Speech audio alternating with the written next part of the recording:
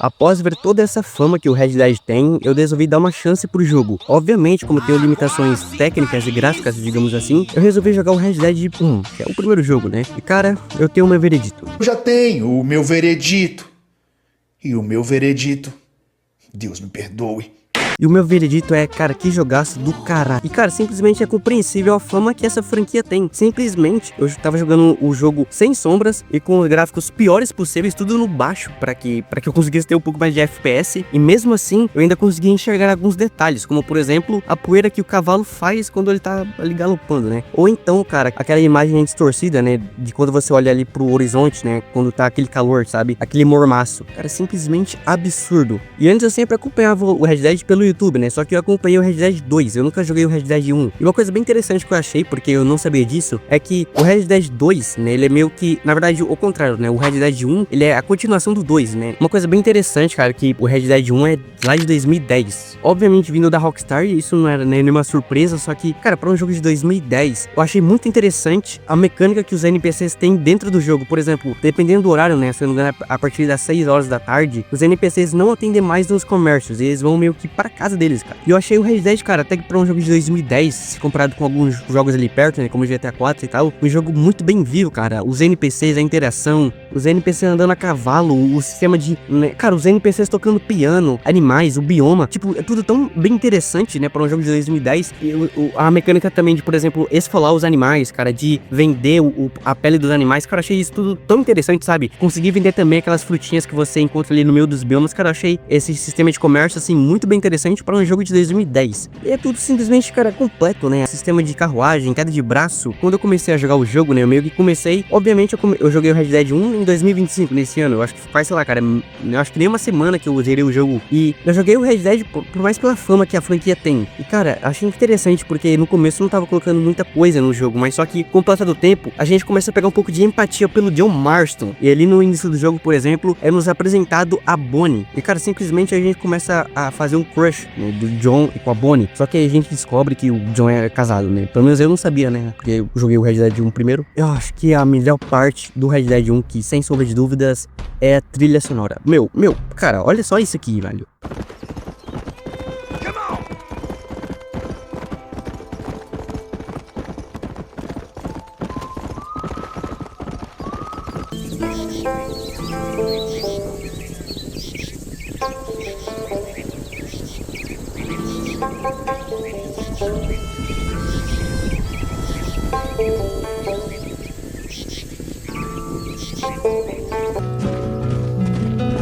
Step in front of a runaway train,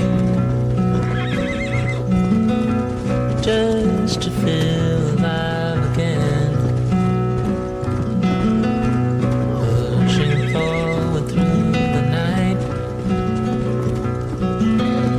aching just to lower side. It's so far, so far. Obviamente que o jogo, cara, pelo menos na minha opinião, né, tem algumas missões, assim, cansativas, digamos assim, como, por exemplo, as missões do holandês, né, tipo assim, porra, velho, que é um personagem que parece tão inútil na série, né, o Seth também, né, que é aquele cara lá do cemitério, tipo, achei as missões dele um pouco chata, você depois de um tempo vai pro México e, cara, tudo começa a ficar um pouco mais interessante. E com o passar do tempo, cara, você vai meio que sendo feito de otário, né, pelos agentes federais. Só que você começa a ter um pouco de... Cara, sei lá, velho, você começa a ter um pouco de vínculo ali com o John Marston, jogando com ele, sabe? Até que finalmente você vai chegando ali nos últimos ciclos, né? E, cara, você se apega assim um pouco com o John Marston, né? Porque o John Marston, pelo menos na minha opinião, né, ele tem um pouco de carisma, né? O personagem, por mais sério que ele seja, ele tem um pouco de carisma. Acho que a Bonnie também, cara, tem um lugar bem especial aqui nessa franquia, porque a Bonnie e o Marston, eles tinham uma combinação muito legal, sabe? O humor que os dois tinham com o outro, sabe? Mas, enfim, chegando ali perto do ciclo final, né, cara, você vai percebendo que o jogo está chegando perto do final. Até que você finalmente encontra, cara, sua esposa e o seu filho. E aí você pensa, né, cara, será que agora finalmente o John Marston vai ter um final feliz igual os filmes da Disney? E, cara, obviamente não. O John Marston, para surpresa de pouca gente, ele é atraído pelos agentes federais, coisa que o Dutch, inclusive, previu essa traição muito bem, né, já que um pouco antes dele se pular lá do penhasco, ele fala pro John Marston que quando ele morresse, eles iriam procurar outro monstro. When I'm gone, they'll just find another monster. Achei muito interessante também que as falas do Dutch durante ali o Red Dead 1, no Red Dead 2 também tem alguns paradoxos. Eu achei isso bem interessante, porque obviamente eu assisti isso pelo YouTube, porque não tenho condições, né, de jogar o Red Dead no meu computador, mas eu achei isso bem interessante, cara. Olha só. I got a plan, John. I got a plan. This is a good one. This is a good one. We can't always fight nature. We can't fight nature, Captain. We can't fight change. We can't fight change.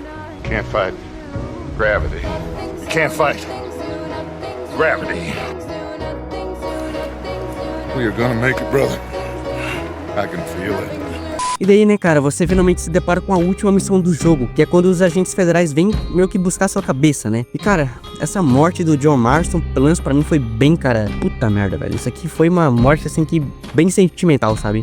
E você meio que simplesmente se apega com o personagem, cara. Simplesmente bizarro, é simplesmente incrível como que os roteiristas do jogo conseguiram fazer isso muito bem. Você cria um vínculo, é simplesmente, sei lá, estranho, né, cara? Você simplesmente cria um vínculo com o personagem e quando ele morre, você sente o peso daquela morte, né? E, cara, meio que o Jack, ele fica literalmente sozinho, né? Depois de um tempo, se eu não me engano, 3 anos depois da morte de John Marston e do tio, a mãe do Jack morre, né? Ele simplesmente vira, né? O que a mãe dele não queria que ele virasse, que era um pistoleiro fora da lei. Meio que ele vira um personagem sombrio, né, cara? Um personagem meio depressivo. Jogando com o John Marston, o jogo meio que parecia vivo. Só que depois que o John Marston morre e a gente tá jogando com o Jack, o jogo fica meio sem graça, sem cor, sem vida, sabe? Parece que tá faltando alguma coisa no jogo. Alguma coisa que não pode ser preenchida, sabe? É simplesmente bizarro, cara. A falta que o John Marston e as interações do John com a Bonnie, com os outros personagens, cara, como que tudo isso faz falta ali no final, sabe? Por mais que agora, meio que com o Jack, você meio que pode ser literalmente, cara, você pode fazer o que você quiser, porque a essa altura do campeonato não faz muita diferença você ter honra baixa ou honra alta, ou seja, você agora literalmente pode fazer o que você quiser,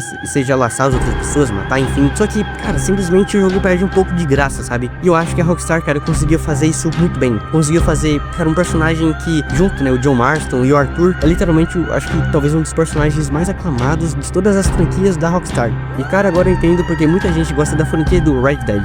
Cara, de fato, esse jogo é muito interessante. E se você ainda não jogou, e pra minha sorte, eu ainda comprei esse jogo, cara, em promoção na Steam. E, velho, simplesmente valeu cada centavo. Que jogo incrível.